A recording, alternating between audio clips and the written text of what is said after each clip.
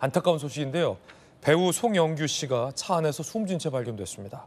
지난 6월 음주운전으로 경찰에 적발된 사실이 드러나기도 했는데 출연 중이던 작품에서 하차한 상황이었습니다. 김민환 기자가 취재했습니다. 한적한 길가를 지나가는 경찰차, 뒤이어 소방차도 따라갑니다. 경기 용인시의 주택단지에 주차된 차량 안에서 배우 송영규 씨가 숨진 채 발견됐습니다. 이웃 주민이 송 씨를 발견하고 경찰에 신고했습니다. 누워있대 쓰러져 있대잖아. 그러니까 아는 거지.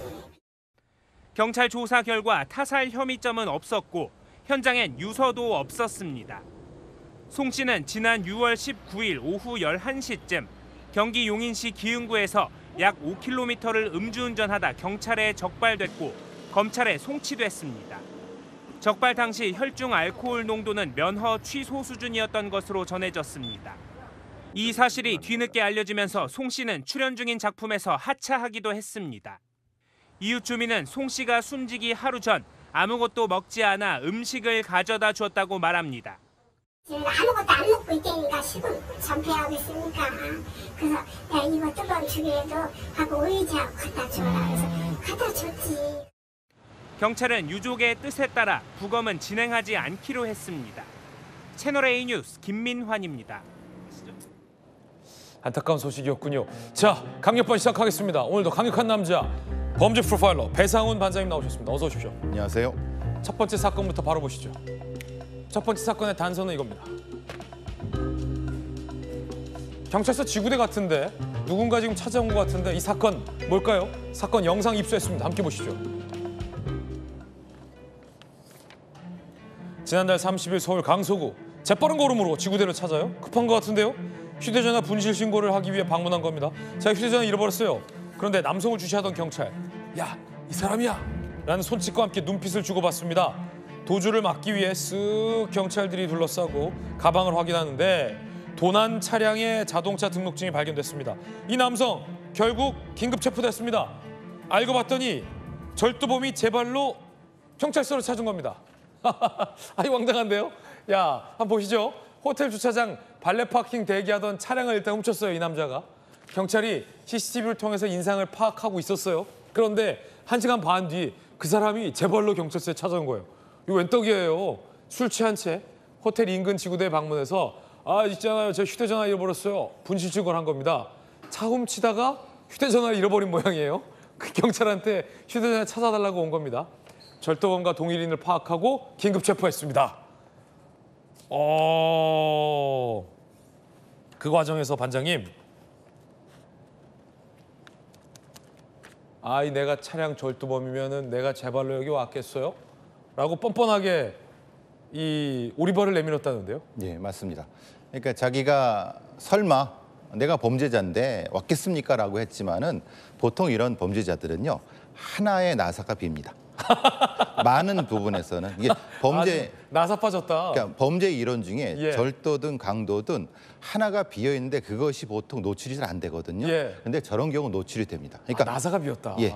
그래서 이제 그 경찰들이 민감하게 뭐 몽따주라든가 아니면 범죄의 수법을 유심히 관찰해야 되는 것은 저런 걸 관찰해 놓고 있지 않았으면은 사실은 잡기 어려웠겠죠. 그렇죠, 그렇죠. 예, 그렇죠. 저 지구대에 있는 뒤에 분도 그렇고 앞에 분도 그 사진을 확인하고 있었던 CCTV를 확인하고 있었던 거예요. 그러니까 보여주고 확인하죠.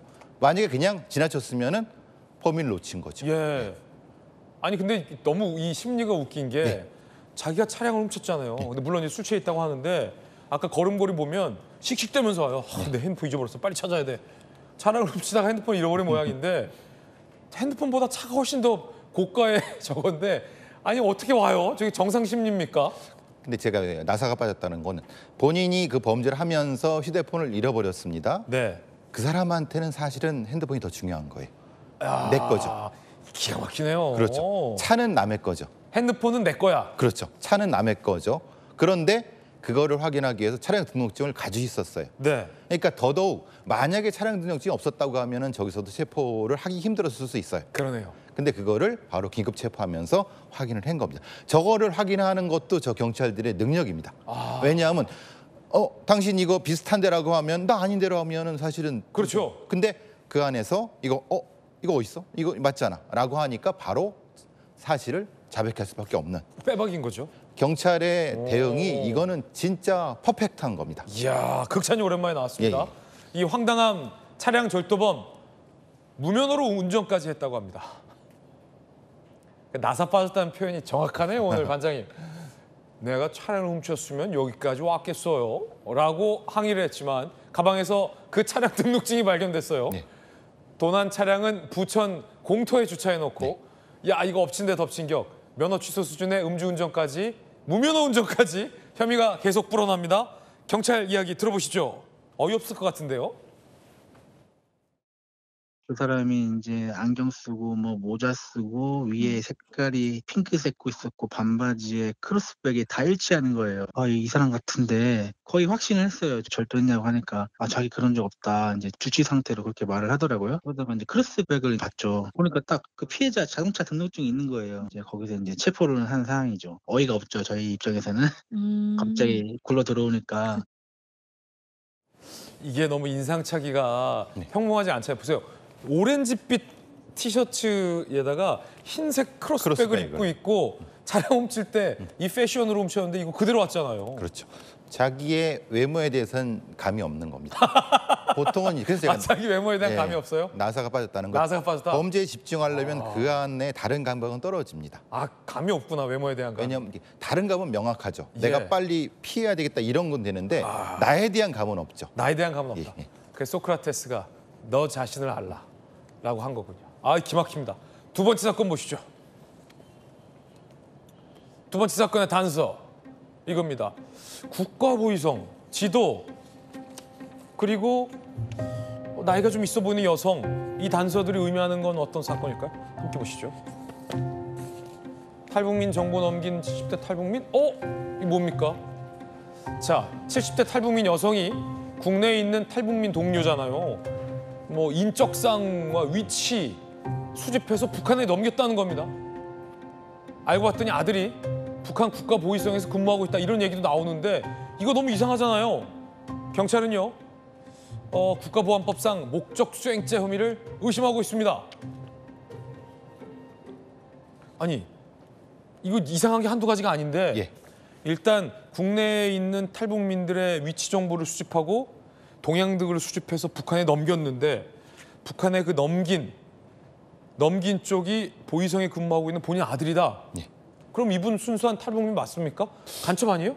간첩일 가능성이 높죠. 근데 이제 사후에 간첩이 됐을 수도 있죠. 왜냐하면 보통 국가보위성은 예전에 민족보위성이라고 해갖고 우리나라의 뭐 글쎄 경찰에서 정보경찰 그쪽에 가까운 쪽의 어떤 기관입니다. 상당히 사상 통제를 하는 기관이고, 근데 이제 거기에 70대 탈북민은 어머니라고 합니다. 그러니까 국가보위성에 있는 거는 아들이고, 그러니까 아마 의도적으로 그 어떤 탈북을 한 사람을 이렇게 간첩으로 썼을 수도 있고, 두 가지 가능성 다 있죠. 두 가지 가능성이 다 있다. 예, 다 있기 때문에 다 수사를 해야 되는 거고요.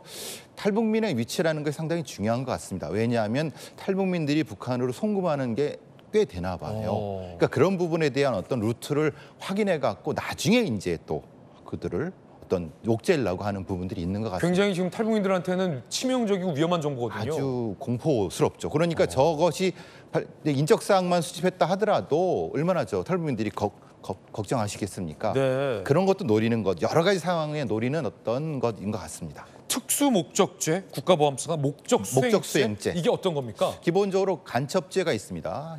군형법, 형법상의 간첩죄가 있는데 그건 군사기밀 취득 부분인 거고요. 네. 이것은 이제 군사기밀 이외의 다른 어떤 정보들을 취득해서 넘겼을 경우를 얘기를 하는 겁니다. 그렇군요. 예. 그러니까 뭐 물론 간첩죄보다는 형량이 좀 낮습니다만은 사항에 따라서 저 정보의 어떤 범위라든가 심층에 따라서 형량 자체가 굉장히 높을 수도 있는 겁니다. 거의 간첩죄랑 비슷한데 그 똑같습니다. 정보의 예. 성격이 예. 뭐냐에 따라서 달라지는 거군요. 근데 그렇다 하더라도 그건 당연히 위험하죠. 그거 뭐 우리나라의 어떤 그 안위에 관련된 부분이기 때문에 최대 사형 관련된 갈 수 있습니다. 궁금한 게 있는데, 그러니까 예전에 제가 이제 북한 취재 오래 해서 우리나라에서 가장 암약했던 북한 간첩 여성 중에 이렇게 고령의 여성이 있었거든요. 그래서 대방동에서 오랫동안 거주를 하면서 국내에 넘어온 고정 간첩들의 총책 역할을 하다가 잠수함 타고 북한으로 유유히 사라졌어요. 그렇죠. 북한에서 영웅 칭호까지 받았는데 이분이 애초부터 이른바 보이성의 아들이 있잖아요. 간첩의 목적으로 탈북민으로 위장해서 들어온 거냐, 아니면 자유를 찾아 탈북을 했는데 아들이 보이성에 있으니 어쩔 수 없이 간첩 노릇을 한 것이냐, 이걸 구분해내는 게 굉장히 중요할 것 같은데요. 굉장히 수사 역량이 필요할 것 같습니다. 전자 같은 건 고천망이죠. 고정간첩망이 될 수 있는 거고, 후자라 하더라도 상당히 위험한 부분이거든요. 근데 거기까지 좀 접근을 해야 되는, 사실은 지금 우리나라의 어떤 간첩 관련된 그 수사 부분이 조금 떨어져 있지 않습니까? 걱정이 되는 부분은 있습니다. 네. 그러니까 만약에 전자가 아닐 거라고 생각을 하지만 혹시 모르죠. 사실은 예. 모르니까 굉장히 좀 정밀하게 수사를 해야 될 것 같습니다. 이런 거 사실은 경찰의 수사 역량이 있습니까?